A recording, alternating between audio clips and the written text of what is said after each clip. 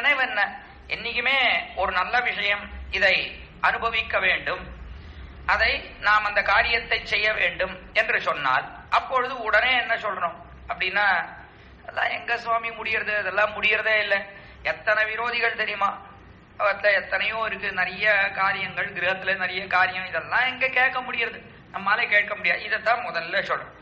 எல்லாரும் இதை பார்ப்போம்னா கேட்போம், முயற்சிப்போம் என்கிற எண்ணமே வரமாட்டேங்கிறது. என்ன முதல்ல தோன்றது, இதை எப்படியாவது கேட்க வேண்டும். பகவத் விஷயம் 11:30 மணியா முடியாது, சரி சாயங்காலம் அப்ப முடியாது, இப்ப ராத்திரி அப்ப முடியாது, எப்ப கேட்டாலும் முடியாதுன்னு தான் எண்ணமா இருக்கே தவிர எப்படியாவது கேட்போம் என்கிற எண்ணம் வருவது என்பது சிரமமாக இருக்கிறது.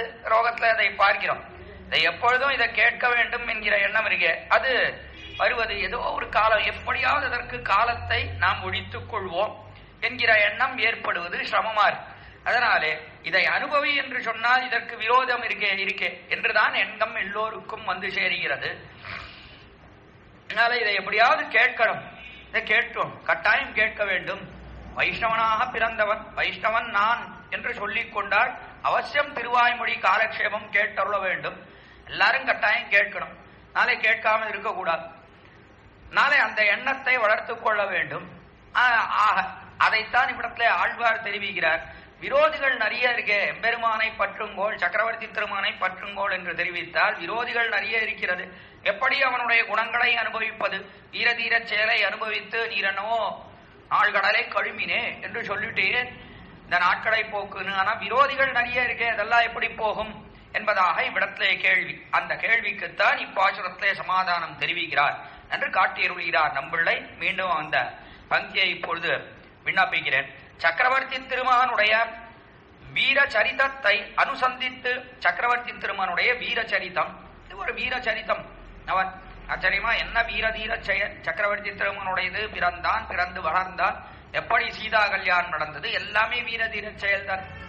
இடத்திலே புகுந்தான், விஸ்வாமித்திரனுடைய யாகத்தை ரட்சித்தான், பாடு வில்லை முறித்தான், சீதையை கைப்பிடித்தான், பரசுராம கர்வபங்கம் பண்ணினான், காட்டுக்கு நடந்தான், காட்டிலே சென்று அவ்விடத்திலே ராட்சசர்கள் அவர்களை எல்லாம் வதம் பூக்கான். பிற்பாடு அவ்விடத்திலே ரிஷிகளுக்கு இருப்பிடம் தேடிக் கொடுக்கிறேன் என்று சத்தியம் செய்து முடித்து பிற்பாடு அவ்விடத்திலிருந்து புறப்பட்டு பஞ்சவட்டியில எழுந்தருளியிருந்து அங்கிருந்து புறப்பட்டு சமுத்திரக்கரைக்கு வந்து சீதையை பிரிந்தபடியினாலே அவ்விடத்திலே வாலியை கொன்று, எல்லாமே வீர சரித்திரம் தான். அங்கிருந்து சமுத்திரக்கரைக்கு வந்து சமுத்திரத்தின் மேலே அணையை கட்டி யுத்தத்துக்கு சென்று ராவணனை முடித்தான் என்று சொன்னால் எல்லாம் வீர சரித்திரங்கள். அப்படிப்பட்ட அந்த வீர சரித்திரத்தை அனுசந்தித்து அதையே நன்றாக அனுசந்தானம் பண்ணி அதை பற்றியே நினைத்து இதர விஷய பிராவண்யத்தை தவிரவே, இதர விஷய பிராவண்யத்தை தவிரவே, இதர விஷய பிராவண்யம், அந்த இதர விஷயத்திலே ஈடுபாடு, அதை தவிரவே, பிராவண்யம் என்றால் என்ன? பிராவண்யம்னா விசேஷமான ஈடுபாடு, சங்காதம், அதையெல்லாம் போக்கிக் கொள்வது. இதையெல்லாம் இதை கேட்க கேட்க என்ன ஏற்படுறதுன்னா, கீழே தெரிவித்தேன், அதை எப்படி போகிறது, இதர விஷயத்துல பிராவண்யத்தை எப்படி போகிறது, ஈடுபாட்டைனா இதுலயே அவகாசம் அதிகமா போயிடுதுன்னா அதுக்கு அவகாசமே இல்லாமல் போயிடும். ஆனா விஷயம் பிராவண்யத்தை எப்படி போக்கிக் கொள்வது, இந்த ஈடுபாடு இருக்கு எப்படி போக்குறது அப்படின்னா, சிறிது சிறிதாக இதிலே அதிக நேரத்தை போக்குவது.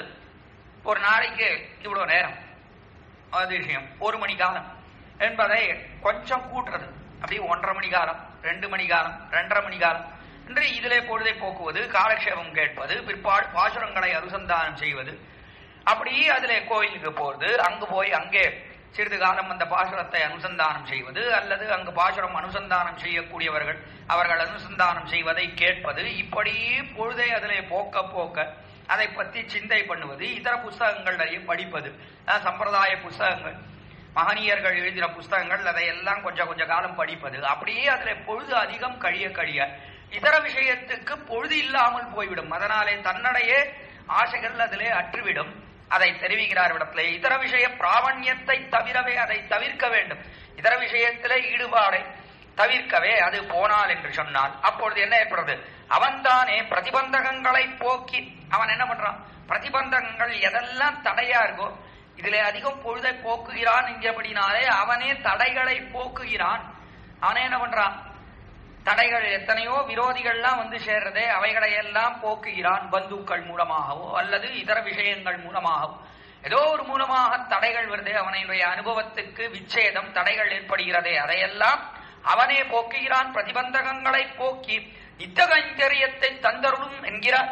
கடைசியில் எதை கொடுக்கிறான்? நித்திய கைங்கரியம் என்று சொல்லக்கூடிய பரமபத பிராப்தி. அங்கு போனாதான் நித்திய கைங்கரியம். கைங்கரியம் நித்தியம் என்பது அங்குதான். இங்கே கைங்கரியம் என்பது அது காதாசிக்கமா இருக்கு.